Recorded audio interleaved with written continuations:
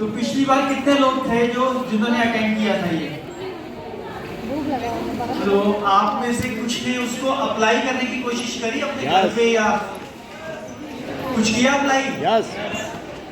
कैसा लगा जी? कुछ रिस्पॉन्स अच्छा आया आपका? बहुत अच्छा है ना, इमेज कुछ और बेटर हुई। यस। क्योंकि उसको अगर अप्लाई करेंगे तो उसका फायदा बहुत ज्यादा है और एक दिन का काम नहीं है। जब तक हम हैं जी धरती पे तब तक लोग व्यवहार आपके काम आएगा, क्योंकि परिवार से आप दूर नहीं हो सकते, जॉब भी आपको करनी पड़ेगी, काम भी करने पड़ेंगे। ये व्यवहार आपको दिखा था कि कितने दिन तक हमें याद रहती है कोई भी चीज। 3 घंटे मतलब जब सिर्फ बताया जाता है तो 70%, 3 दिन बाद 10% हो जाती है, ये हमने जाना था।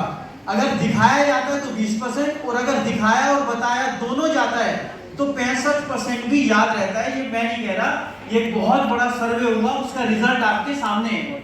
उसके बाद 7 पॉइंट हमने जो जाने थे कि मानवीय स्वभाव को जानते हैं। ह्यूमन बिहेवियर क्या कहता है?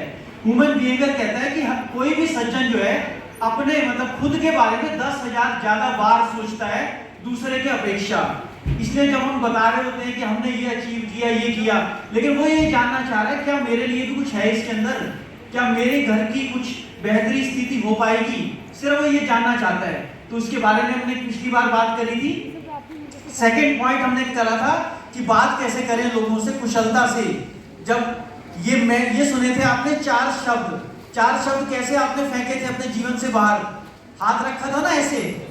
तो जो लोग नए आए पिछली बार नहीं थे वो भी अपना एक हाथ बाहर निकाल ले, एक हाथ और दूसरे हाथ से उस हाथ में डाल दे। एक तो सबसे पहले अपना डालना है मैं डाल दो अपने हाथ में, मुझे डाल दो उसमें, मेरा या मुझको या मेरा अपना। ये 4 शब्दों का इस्तेमाल जितना कम करेंगे आप लाइफ में उतना तरक्की ज्यादा होगी जीवन में। क्योंकि ये 4 शब्द कोई भी हमसे सुनना नहीं चाहता, वो ये सुनना चाहता है एक सबसे ताकतवर शब्द। वो ताकतवर शब्द क्या है? आप। याद है आपको अभी तक?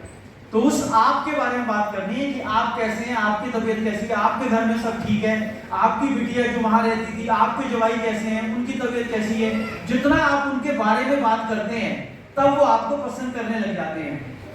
इसी बारे में हमने पिछली बार जाना था, रिपीट नहीं करेंगे। चौथा पॉइंट था कि सहमति क्यों जतानी है दूसरों के साथ, क्यों सहमत होना है। क्योंकि लोग पसंद करते हैं उन लोगों को जो उनसे सहमत होते हैं और लोग पसंद नहीं करते उन लोगों को जो उनसे अलग मत रखते हैं। और तीसरा भी आपने देखा था कि अपनी राय की आलोचना किसी को भी पसंद नहीं आती हमेशा, इसीलिए जरूरी था। 5वां था सुनने की कला, यानी जैसे आप सब ऑडियंस है और मैं यहाँ वक्ता हूं, तो आप सुनने की कला सब में ज्यादा, क्योंकि बीच में भी कोई नहीं बोल रहा। लेकिन जब हम किसी के घर में जाते हैं तब हम सुनने की कला कई बार भूल जाते हैं और अपनी ज्यादा बताते हैं या मैं मुझे शब्दों का उपयोग करते हैं। तो उन शब्दों का उपयोग ना करके आप और आपका शब्द का इस्तेमाल ज्यादा करते हैं। प्रभावित होने की कला भी ये पिछली बार जानी थी आपने कि उनकी तरफ देखना। और थर्ड पार्टी अप्रोच के यहाँ हमने खत्म किया था अपना चैप्टर कि जब भी अपनी बात कहनी है, जैसे इनकम की बात करते हैं बिजनेस में, है ना, कुछ सप्लीमेंट्स की बात करते हैं, तो हम ये बताते हैं देखो ये वीडियो देखो, इनको कितनी तकलीफ थी, आज ठीक हो गई है ना, पहले ये कितना किराए के घर में रहते थे, आज अपने घर में रहते हैं। थर्ड पार्टी अप्रोच करते हैं, यानी किसी को ये मिल चुका है, देख लो उसका रिजल्ट। जब आपके घर में कोई चंदा भी मांगने आता है ना, वो भी बुक दिखाता है, देखो आपके पड़ोसी ने भी दिया है ना, रसीद दिखाता है। वो क्या कर रहा होता है, वो कह तो आपको रहा है कि आप भी दो, लेकिन वो आपको डायरेक्ट नहीं कहता देखो उसने भी दिया, देखो उसने भी दिया। थर्ड पार्टी अप्रोच करता है। तो थर्ड पार्टी अप्रोच सबसे ज्यादा बेहतर रहती है जीवन में। आज शुरू कर रहे हैं हम 8वें पॉइंट से। अब इसको ध्यान से आप अगले आधा घंटा पौना घंटा जो भी चलेगा ये, और ये पॉइंट सबको सबसे ज्यादा पसंद है ना, लोगों से हाँ कैसे करवाएं, यही तो करवानी है हमने। जब हम बिजनेस दिखाते हैं क्या करवाना चाहते हैं, उससे हाँ ही तो करवाना चाहते हैं, है ना।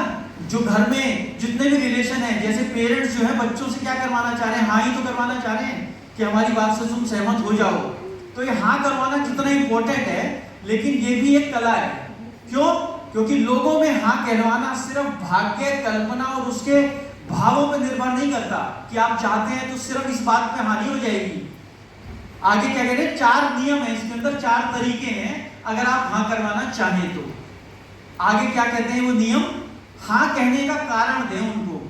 जब आप बात करेंगे बिजनेस की तो आपको पता चल गया कि इसके पास फाइनेंशियल क्राइसिस में है, यानी कमी है इसके पास पैसों की, तो तो आपको कारण देना है कि आप जब इस काम को करोगे तो ये कमी वाला शब्द पूरा कभी भी मतलब ये कमी आप दोबारा बोलना नहीं पड़ेगा आपको।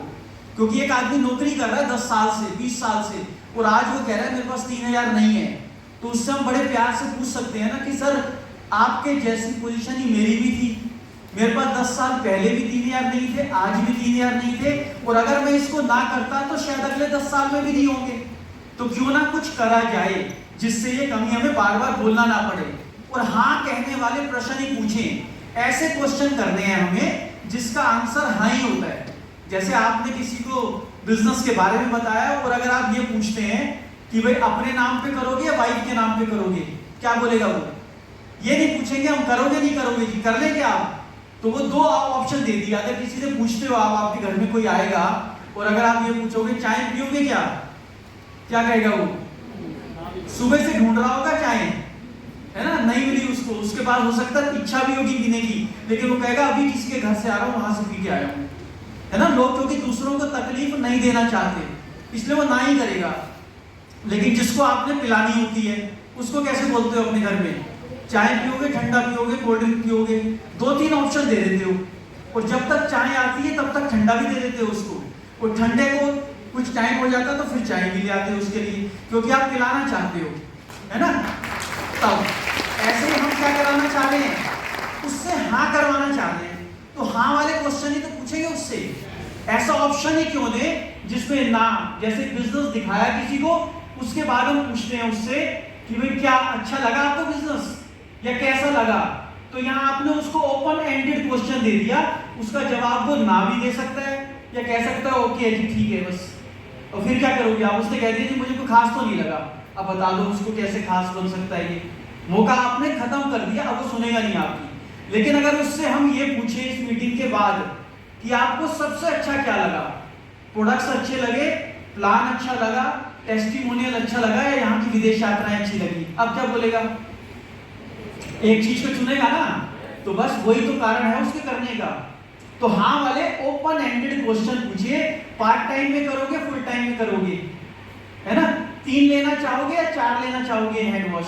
वो कहेगा नहीं अभी तो 1 ही दो, 4 क्या करूंगा, है ना, वॉश बेसिन ही 2 है, तो 1 में अभी भरा पड़ा 1 ही ले लेता हूँ। तो 1 बोला ना उसने, लेकिन अगर आप पूछते ये दे दूं क्या, वो क्या कहता फिर? नहीं अभी नहीं, अभी तो भरा पड़ा है सारा, अगले महीने जब 16 लूंगा ना तब आपसे पूछ लूंगा, कभी नहीं आएगा अगला महीना।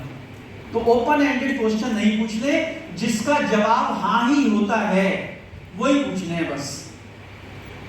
और लोगों को 2 में से 1 को चुनने का मौका दे, ठीक है। जैसे पार्ट टाइम, फुल टाइम, अपने नाम से, वाइफ के नाम से। जब आप विदेश यात्रा जाओगे तो किसको लेके जाओगे?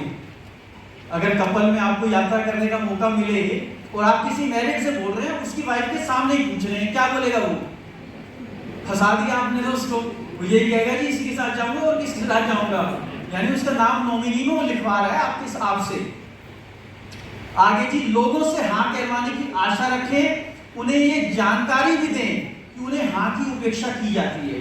क्या मतलब है इस बात का? कि आप चाह रहे हैं वो हाँ करें, आप बोल दो उसको कि आप इतने अच्छे इंसान हैं, इतना अच्छा लगा मुझे आपसे बात करके, तो क्यों ना हम मिलके काम करें, चलिए मिलके शुरू करते हैं इसको।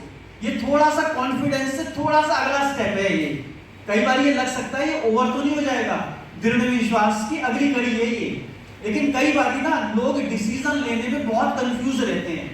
उस कंफ्यूजन से उसको नेक्स्ट स्टेप पे लेके जाना ये बहुत जरूरी होता है ना। थोड़ा सा धक्का चाहिए होता है। जैसे एक आदमी ने बोला भी मैं, अगर ये एक नदी थी, इस नदी को जो पार करेगा मैं उसकी शादी करा दूंगा अपनी बेटी से, राजा ने बोला। तो सारे लोग आ गए नदी में पार करने के लिए, लेकिन जब नीचे देखा तो वहां पे थे घड़ियाल, मगरमच्छ, पूरी नदी मगरमच्छों से भरी हुई थी। अब इसको जो पार करेगा उसी से लड़की की शादी हुई राजा की। तो इतनी देर में सारे डर रहे थे, छपाक की आवाज आई, एक आदमी नीचे कूद गया और नदी पार भी कर गया। और उसके बाद वहां उसको राजा के सैनिकों ने उठाया।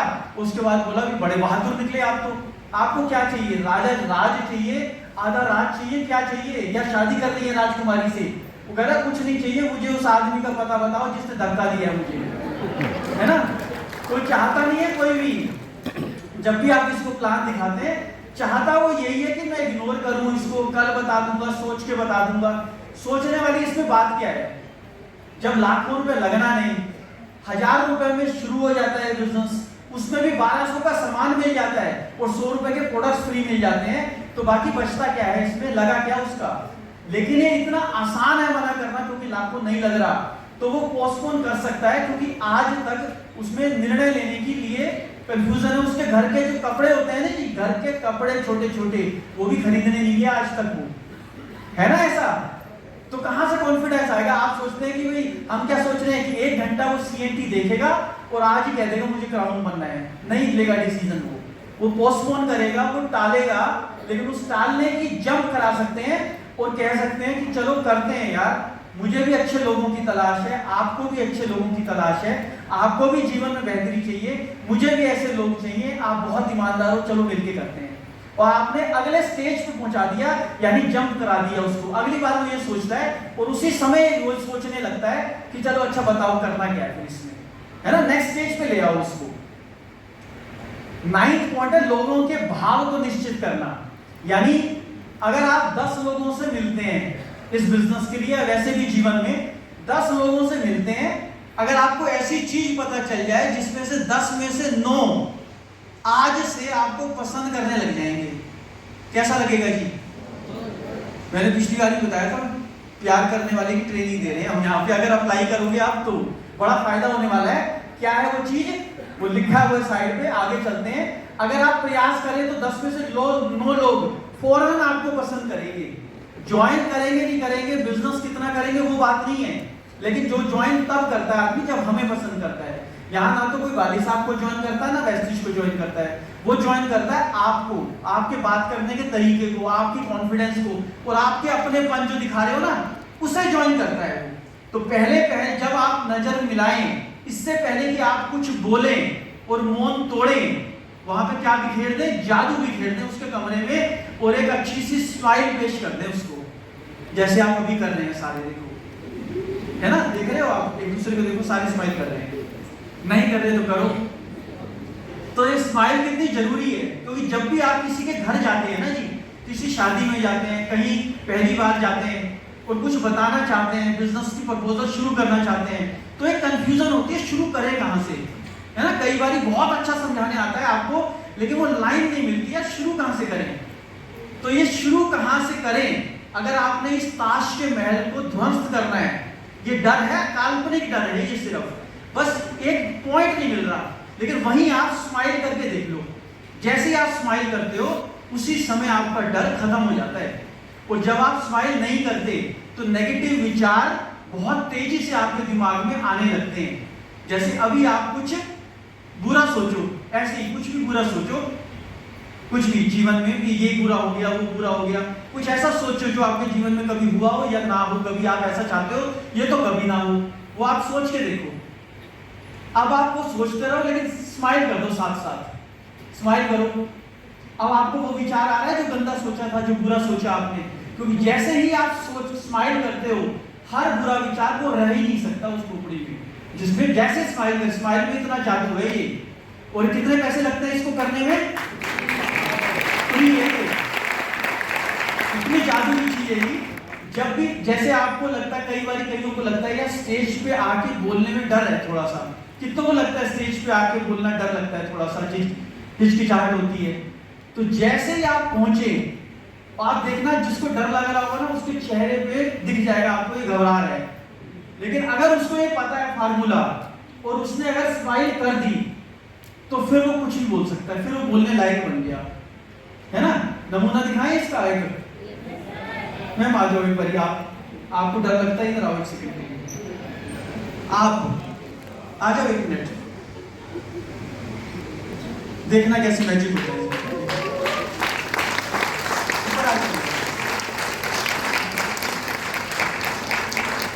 आपने पहले बोला कभी स्टेज पे, नहीं बोला ना।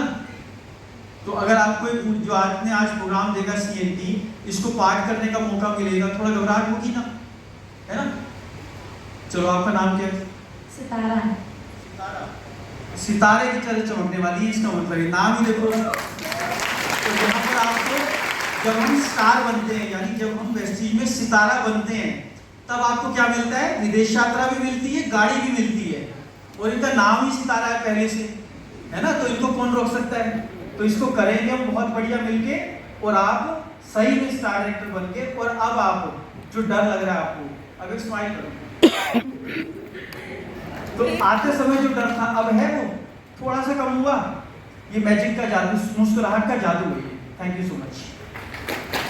मतलब स्माइल में इतनी ताकत है वाकई, अगर आपने इसको इस्तेमाल करना शुरू कर दिया, घर की होम मीटिंग हो या बड़ी मीटिंग हो या ताल कटोरा स्टेडियम हो, आपको हर बार डर तो लगेगा, लेकिन उस डर का एक ही हथियार है उसको मारने का, क्या है? स्माइल है। इतनी ताकत है इसमें कि आप घर के जितने भी प्रॉब्लम है वो भी दूर कर सकते हो। आगे देखते हैं, आपको बोलने का लहजा और चेहरे के भाव भी आवश्यक है, क्योंकि यह आपके आंतरिक विचारों को दर्शाते हैं। इसमें नाटक नहीं चल सकता, है ना, नकली हंसी से बचें। जैसे एयर होस्टेस स्माइल होती है जो, तो एयर होस्टेस क्या आपको बहुत पसंद कर रही है इसलिए हंस रही है, वो उसको सैलरी मिल रही है हंसने की। जिस दिन वो मुस्कुराना बंद कर देगी, उसकी तनख्वाह आधी कर देंगे और अंदर लगा देंगे बर्तन धोने का काम तेरा है, तो बाहर जाइए ही मत, फिर स्माइल ही नहीं करने नहीं आती। तो स्माइल के पैसे मिलते हैं लोगों को। और जब भी जो विचार हमारे अंदर है ना, एक गाना भी सुना होगा, तेरा मन दर्पण कहलाए, है ना, चेहरे पे भाव आ जाते हैं जैसे भाव आपके होते हैं। मुस्कुराते समय बनावटी मुस्कुराहट से बचें, जैसे एयर होस्टेस स्माइल से बचें। जेन्युइन मुस्कुराएं, जहां तक संभव हो दिल खोलकर मुस्कुराएं, और यह तरीका अत्यधिक कारगर साबित होता है जीवन में हमेशा। जब भी कभी मुसीबत हो कुछ हो, आप इसको अप्लाई करना, क्योंकि सारी ट्रेनिंग एप्लीकेशन पे निर्भर करती है। अप्लाई करोगे तो रिजल्ट कई गुना हो जाएंगे। इसमें 9th चैप्टर है, लोगों की प्रशंसा करें, क्योंकि जितने भी लोग जीवित हैं ना, देखो सिर्फ रोटी के लिए ही इंसान भूखा नहीं होता।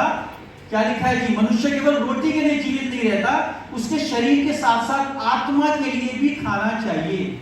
आत्मा का खाना क्या होता है? उसकी प्रशंसा करना, है ना। लेकिन प्रशंसा करना भी एक कला है।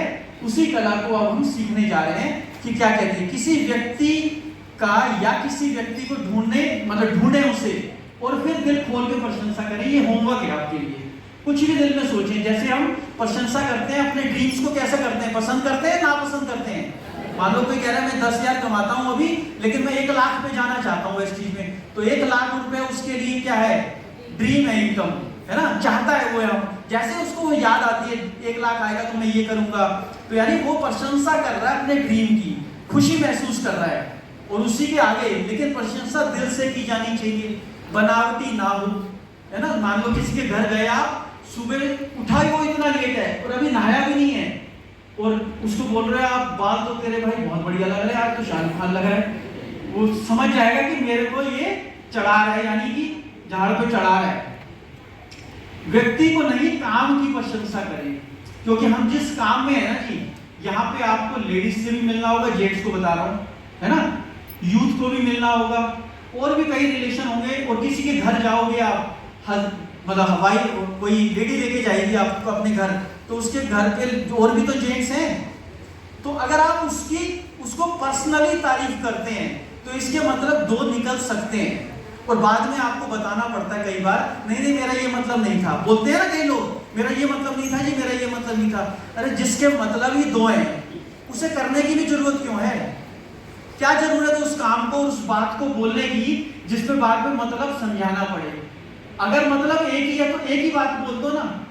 किसी की चाय आपको अच्छी लगी तो आप बोल सकते हैं आपकी चाय बहुत अच्छी है, आपका खाना बनाने का तरीका बहुत अच्छा, मतलब खाना आप बहुत टेस्टी बनाते हैं, या घर को देखो आपने कितना मेंटेन किया हुआ है। तो जब आप किसी के काम की तारीफ करते हैं तब भी वो आपको बहुत पसंद करता है। सीधा उसको अगर बोलेंगे, मान लो आप किसी जेंट्स ने लेडीज को बोला कि आप बहुत सुंदर हो, तो इसका मतलब उसके अगर हस्बैंड साथ खड़े हैं या वैसे भी, हो सकता है बुरा लगे, हो सकता है ना लगे, लेकिन बात वही है कि अगर उसको बुरा लग गया तो आप कहोगे नहीं मेरा ये मतलब नहीं था, फिर बोलोगे। तो जिसके मतलब 2 हैं। नहीं तो आप उसको ये भी कह सकते हो, आपने जिस तरीके से मेकअप किया बहुत अच्छा स्टाइल है आपका मेकअप करने का, ये भी तो तारीफ ही है, लेकिन इसमें जूता नहीं पड़ेंगे, तरीका एक ही है। तो काम की तारीफ करें। खुशी के नियम देखो आप क्या लिखे हुए हैं। प्रतिदिन किन्हीं 3 व्यक्तियों को एक अच्छी बात कहने की आदत डालें। जब आप देखेंगे कि आप ऐसा करने का कैसा महसूस करोगे, जब आप तारीफ करोगे ना तो आप उसको कैसा लग रहा है छोड़ो, आप देखना आपको कैसा लगने लगता है, आपको खुद अच्छा लगता है। और जब आपको अच्छा लगता है तो उसके बाद फिर घर का माहौल भी चेंज हो जाता है। और अब आप देखेंगे कि यह करने से आप दूसरों को कितनी खुशी और आनंद देते हैं, तो आप भी अच्छा महसूस करेंगे, क्योंकि खुशी लेने से अधिक मजा खुशी देने में आता है। प्रयास करके तो देखिए, चाहे वो घर पे करें आप। अगले 3 दिन के लिए होमवर्क है आपके लिए, अगले 3 दिन आपने अपने घर में ना बहाना भी मिल जाए ना लड़ने का, तो लड़ना मत, आप कहना होल्ड करो झगड़े को, इसके बाद दुगना लड़ूंगा, लेकिन अभी थोड़ा सा तारीफ करके और मुस्कुरा के खत्म करते हैं बात। 3 दिन बाद आप देखना उन बातों को आप ढूंढोगे, वो बात मैंने रखी कहाँ थी, लड़ना कौन सी बात पे था, याद भी नहीं रहेगा। तो कई बार हम सब्र कर लेते हैं, जब पेशेंस रखते हैं ना थोड़ा सा, तो बड़े बड़े झगड़े टल जाते हैं। आपको पता है कि तिहाड़ में कितने लोग भर्ती हैं, है ना, तिहाड़ भरा पड़ा है। आधे से ज्यादा लोग तिहाड़ में वो लोग हैं जो उस समय के वेग को कंट्रोल नहीं कर पाए, चाहे वो गुस्से का आया, लड़ाई का आया, उसे कंट्रोल नहीं कर पाए। और आज वो पछताते हैं कि अगर मैं 2 मिनट के लिए शांत हो जाता ना तो आज मैं परिवार के साथ होता। सिर्फ 2 मिनट कंट्रोल नहीं कर पाए वो। तो पेशेंस कितना जरूरी है लाइफ में। कई बार हम एकदम रिएक्ट हो जाते हैं, रिएक्शन कर देते हैं, है ना, तो जरूरी नहीं है उसी समय रिएक्ट करना। आप रुक के देखो 1-2 मिनट और उसके बाद करके देखना, आपको बात भी समझ में आ जाएगी कि यार आदमी ठीक है, वैसे इसका मतलब ये नहीं था। ठीक है जी, ये होमवर्क है, आपने अपने घर में 3 लोगों के साथ इसी तरह मुस्कुरा के और उनकी प्रशंसा करनी है। 3 दिन के लिए एक्सपेरिमेंट कर लो, 3 दिन फिर पीछे देखना कि ये 3 दिन बीते कैसे मेरे, और आपको अच्छा लगेगा कि मैंने तो पूरा घर का माहौल ही बदल दिया यार, सिर्फ अपनी छोटी सी आदत से। और अभी तक मैं यही सोच रहा था कि ये क्यों नहीं प्रशंसा कर रहे मेरे, मैं सुबह से रात तक लगा हुआ, मेरी प्रशंसा ये क्यों नहीं कर रहे। अगर ये नहीं कर रहे तो शुरुआत आपसे हो जाती है ना। जैसे झगड़ा होता है घर में, तो कई बार ये होता है कि सॉरी कौन बोलेगा, क्योंकि गलती आपकी है तो आप बोलो। भाई झगड़ा करने में फर्स्ट कौन आया, कोई एक आया होगा ना, सॉरी करने में आप आ जाओ फर्स्ट। झगड़े करने का इनाम वो ले लेगा, सॉरी वाला आप ले लेना, है ना, ट्रॉफी सजा देना अपने घर पे। आगे चलते हैं। लेकिन सिर्फ प्रशंसा करोगे ना, कई बार आलोचना करना भी बड़ा जरूरी होता है ना। कई बार कोई काम आदमी गलत ही कर रहा है, उसको समझाना है तो आलोचना भी तो करनी पड़ेगी उसकी। लेकिन आलोचना करना भी एक आर्ट है। अगर आपने सीधा अटैक कर दिया, हो सकता है रिश्ता जीवन भर खत्म भी हो सकता है। तो आलोचना करने की स्टाइल देखो, 7 तरीके हैं आलोचना करने के। क्या है तरीके? आलोचना हमेशा एकांत में होनी चाहिए।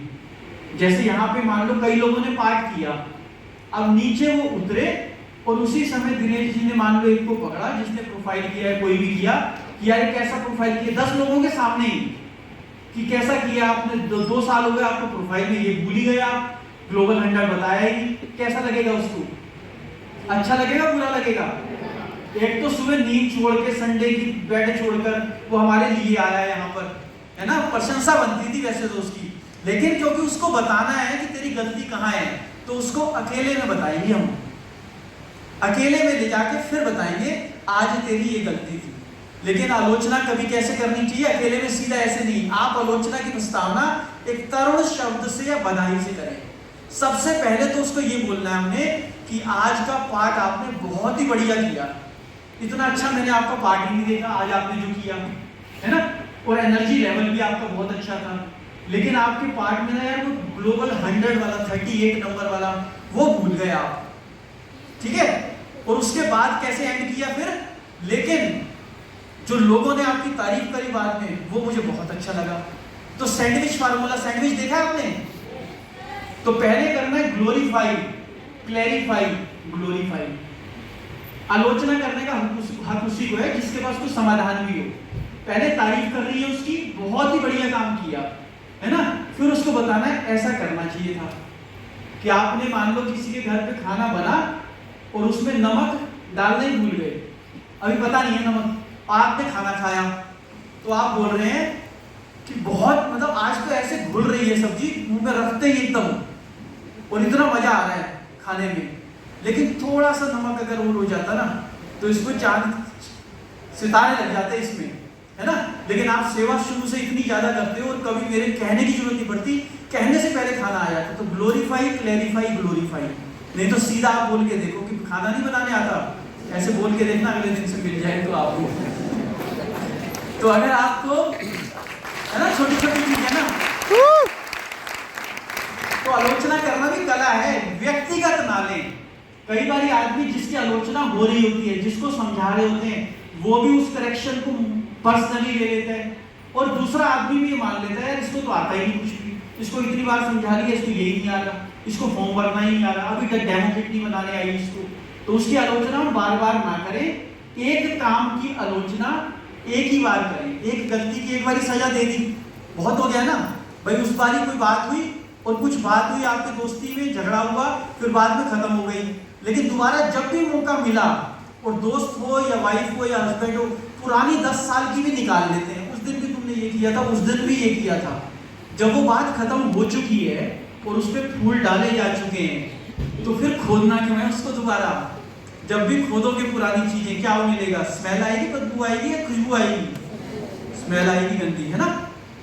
तो समाधान भी खुद ही बताएं उसको। जैसे आप ये बता रहे हैं कि आपने ये बढ़िया नहीं किया, तो सही करके भी तो आप ही बताओगे। आप बोल के चले गए बढ़िया नहीं किया और घर चले गए, वो सोच रहा है, सर गुजार रहा है, सही कैसे करना है, फिर ये कैसे पता चलेगा? तो जैसे बच्चों को भी आप बोलते हैं, तो मतलब कुछ आलोचना, कई बार बच्चों से कुछ काम कराना चाहते हैं, तब भी प्यार से बोलोगे ना। जब प्यार से बोलोगे तो प्यार में लोग जान दे देते हैं। सुना था ना आपने, क्या क्या कर देते हैं प्यार में। और सहयोग मांगे, ना कि उसके लिए अधिकार जताएं। जैसे बच्चों से आप पानी भी मांगते हो, बोलते हो ना बेटा पानी देना प्लीज, ऐसे बोलते हो। कितने प्यार से काम कराना पड़ता है आजकल बच्चों से। आप वो जा रहा है, एक बच्चा कहता है, पिताजी बोल रहे हैं बच्चे को कि बेटा पानी लाइयो, पानी लाइयो। उसने 4 बार बोला पापा ने कि पानी पिला दे जरा। फिर दूसरा भाई उसके बोलता है, रहने दो पापा, ये है ही बदतमीज, जाओ खुद ही उठा के ले आओ और मेरे लिए भी एक गिलास लेते आना। तो जोक सुना रहा हूं आपको। तो एक गलती की आलोचना एक बार हो गई, वही खत्म कर दो, है ना। बार बार उसको रिपीट करके रिश्तों को खराब करने की जरूरत नहीं है। आलोचना का एक महत्वपूर्ण दोस्ताना वातावरण से समाप्त करें उसको। भाई कोई बात हो गई, अब आपने बैठा, ग्लोरीफाई किया, क्लैरिफाई किया, ग्लोरीफाई किया, बात खत्म हो गई, और उसके बाद गले लगे, चाय पी, जूस पिया और अपने अपने घर गए। यानी बात खत्म करके मुस्कुराहट के साथ खत्म करनी है आलोचना। ये ना हो सीधा कुछ बोल दिया आपने और वो भी घर जाके परेशान हो रहे हैं और आप भी सारी रात सो नहीं पाए कि यार दोस्त इतना अच्छा था, क्या बोल गया मैं भी उसको। बाद में पछताते हैं ना हम। तो खत्म करनी है हमने बात। जीवन बड़ा छोटा है, इसमें शिकायतों के लिए जगह नहीं है वाकई, ठीक है। तो उसके ऊपर काम करेंगे तो गार्डन बन जाएगा, और खरपतवार के लिए मेहनत नहीं करनी पड़ती, वो जंगल में अपनी आप उग जाते हैं। आप देखते हो जंगल के जंगल बने हुए हैं, उनको कौन पानी दे रहा है, कौन बीज दे रहा है, उनको पता लगाया कभी? कौन है माली जो इतने बड़े बड़े जंगल तैयार कर देता है? कोई नहीं है, क्योंकि झाड़ फानी, झंकार, पेड़ पौधे सब अपने आप उगते हैं। लेकिन अगर आपको गुलाब का गार्डन बनाना है तो बहुत मेहनत करनी पड़ेगी आपको। हर रोज कटाई करनी पड़ेगी, हर रोज पानी देना पड़ेगा, खाद देना पड़ेगा, और 10 दिन 1 महीना भूल जाओगे तो फिर वो जंगल बन जाएगा।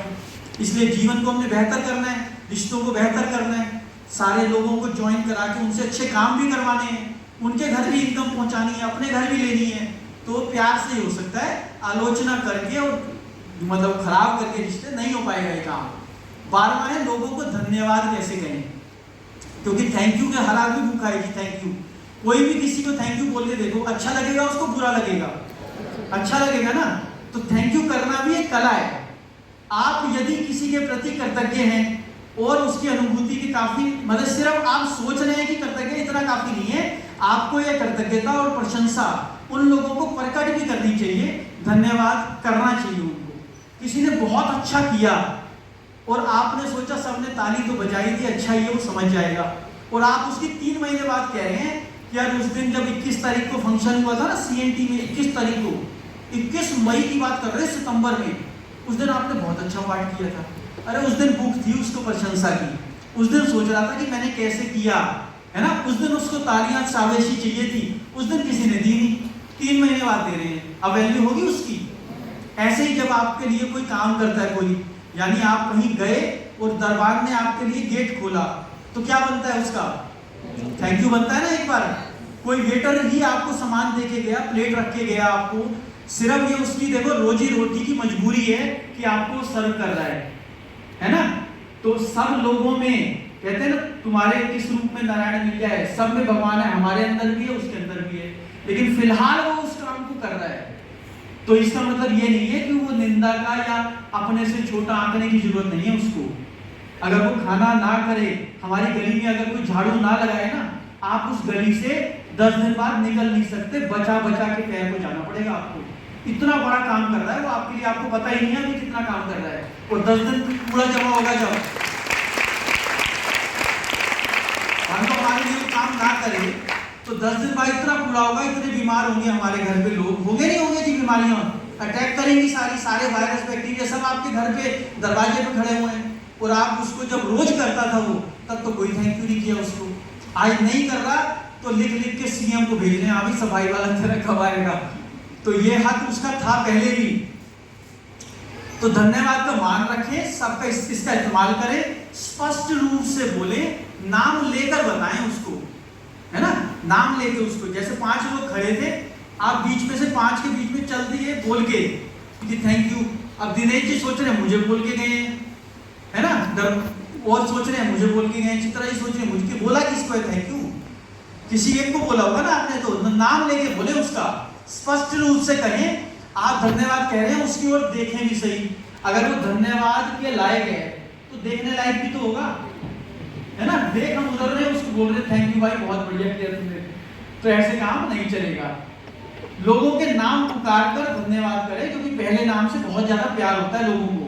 तो धन्यवाद करने के काम में मेहनत करें, अपने घर में भी, काम में भी, ग्रुप में भी, सब लोगों को अगर आप थैंक यू की आदत डालोगे, क्योंकि ना थैंक यू या तो आप थैंक यू कर सकते हो, आप क्या होती है जब आप मिले किसी से, कुछ देर बात करी और उसके बाद आपके जाने के बाद आदमी कह रहा है या आपस में बात कर रहा है कि यार आदमी बढ़िया था ये, है ना, ये बहुत मेहनत कर रहे हैं अपने काम में, जरूर सफल होंगे, यानी अच्छा महसूस कर रहे हैं आपके लिए। काम शुरू किया नहीं किया वो बात की बात है।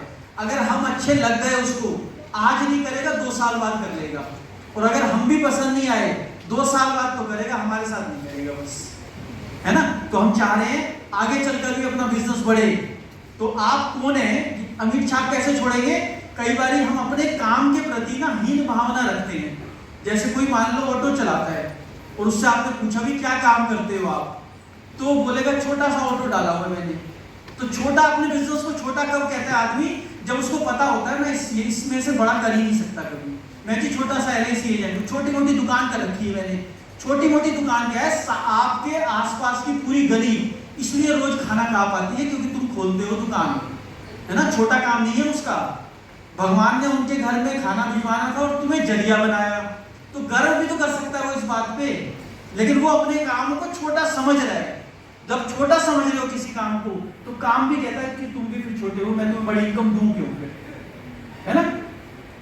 इसीलिए जीवन में अपनी परिस्थितियों के लिए या अपने के लिए कभी खेद व्यक्त ना करें। आप वही हैं जो आप हैं, है ना। आप बहुत स्पेशल हैं, आपको स्पेशल ही पैदा किया गया है ऊपर वाले के द्वारा। आपकी जैसी आंखें, आपके जैसा रेटिना किसी से मैच नहीं करता। इस समय 800 करोड़ लोग हैं धरती पे, एक भी आपके फिंगरप्रिंट जैसा नहीं है। तो बनाने वाले ने तो बहुत स्पेशल बनाया आपको, लेकिन आपने कह दिया मैं तो छोटा मोटा हूँ जी, मेरे हमारे घर भी कभी आओ, हमारी कुटिया में भी आओ। क्यों? अपने मतलब छोटा सा किसी का अपना घर हो तो वो भी कितना महत्वपूर्ण है। करोड़ों के पास अपने घर नहीं है, तो अपने 20 गज के मकान को छोटा मत समझो, छत दी है किसी ने आपको, तो उसका थैंक यू करोगे तब पता चलेगा ना। तो अपने काम को, अपनी जगह को, अपनी बोलचाल को और अपनी भाषा, किसी भी चीज को छोटा ना आके गर्व करें, क्योंकि ये गर्व लेकिन अभिमान ना बन जाए। थोड़ा सा ध्यान भी रखना है कि वो गर्व जो है अभिमान, बड़ी पतली लाइन है। तो स्वयं को गर्व और इज्जत के साथ नियंत्रित रखें। जब लोग आपसे पूछें कि आप जीवन यापन के लिए क्या करते हो, तो यह बहुत जरूरी है कि आप उन्हें किस तरीके से जवाब देते हैं। जैसे किसी कोई वेस्टिज कर रहा है और उससे पूछा किसी ने पूछा भी आप क्या करते हो, उसने बोला क्या बोलेगा? मैं हेल्थ पे काम करता हूँ। हिचकिचाना शुरू कर देता है, उसी समय कांपना शुरू कर देता है। अब इसको बताऊं कैसे वेस्टिज, है ना। क्योंकि वो क्यों डर रहा है वो, क्योंकि वेस्टिज का काम उसकी नजरों में अभी वो स्थान नहीं बना पाया। फिर वो बाद में कहता है कोई जुड़ता ही नहीं है, कहां से जुड़ेगा कोई।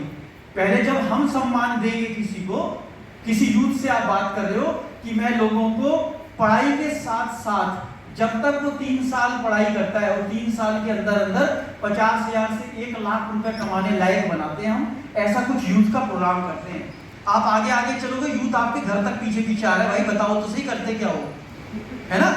तो ये भी तो बता सकते थे उसको, कुछ ऐसी कुछ लाइनें आप तैयार करोगे कैसे बोलना है ना। हाउसवाइफ को आप बोल रहे हो, उसने पूछा कि आप करते क्या हो, तो हम एक प्रोग्राम चलाते हैं, लेडीज स्पेशल है वो, उसके अंदर हाउसवाइफ कैसे अपने घर पर रह के परिवार की सेवा करते हुए आधा 1 घंटा रोज देकर कैसे बिना हस्बैंड की किसी भी चीज के सपोर्ट के बिना अपने खर्चे खुद कमा सकती है और उसमें सहयोग भी कर सकती है। चाहती है हर हाउसवाइफ, लेकिन उसको बताने वाला ही कोई नहीं है।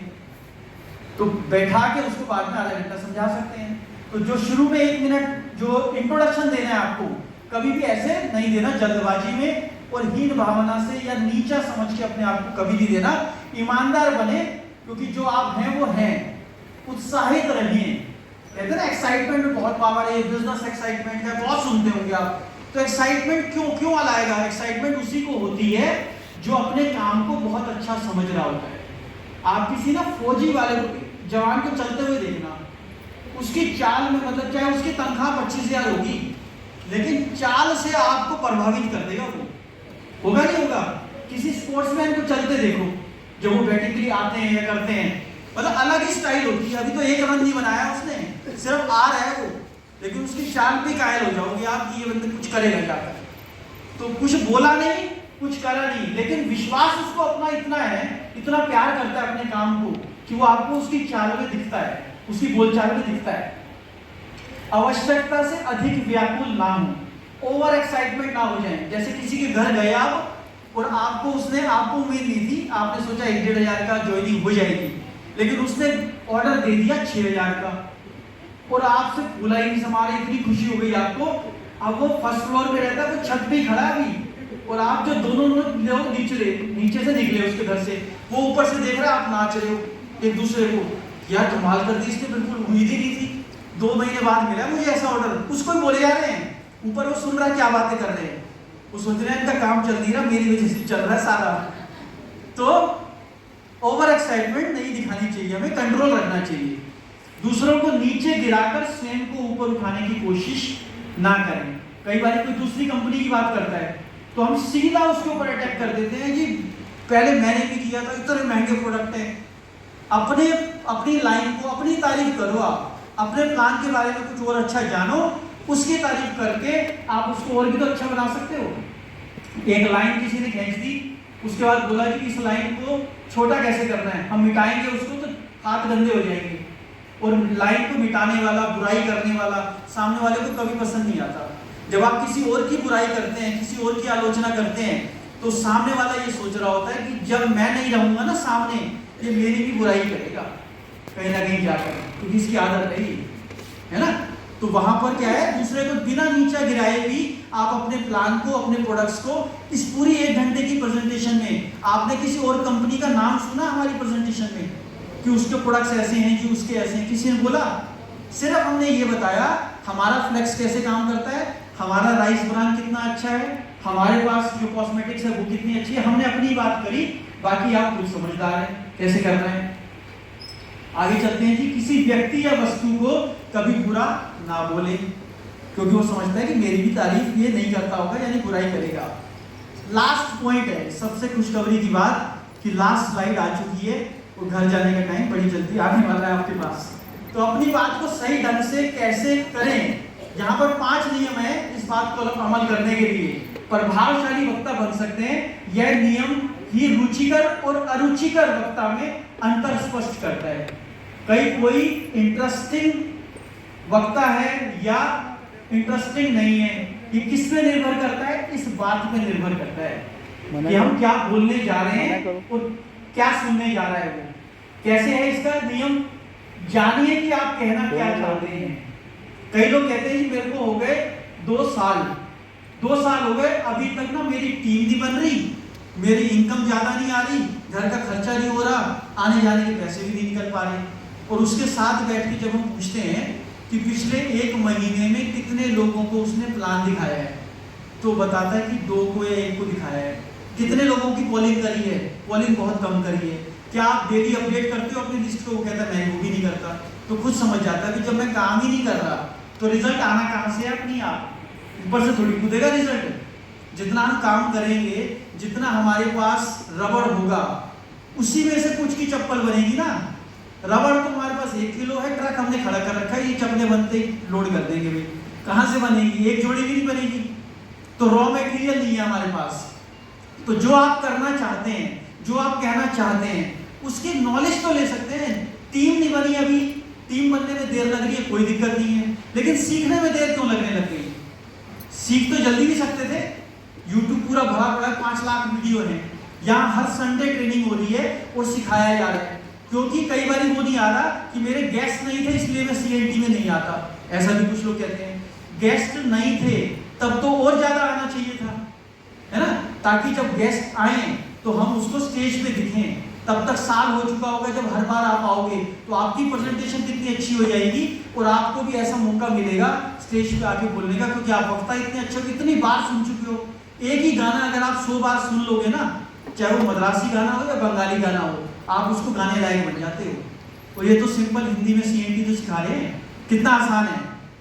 यानी अपने विषय के बारे में ना जानकारी लें, नॉलेज बढ़ाते जाएं, नॉलेज बढ़ेगी तो एक्साइटमेंट अपनी आप बढ़ जाएगी और दूसरे लोगों को रुचि आने लगेगी आपकी बातों में।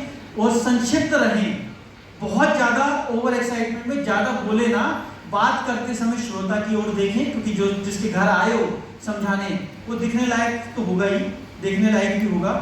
तो अलग इधर उधर बातें ना करें, उसी के बारे में बात करें जिसमें श्रोता की दिलचस्पी हो। कई बार हम अपने सब्जेक्ट से अलग हट जाते हैं, जिसमें उसकी रुचि भी नहीं है, वो बातें करने लग जाते हैं।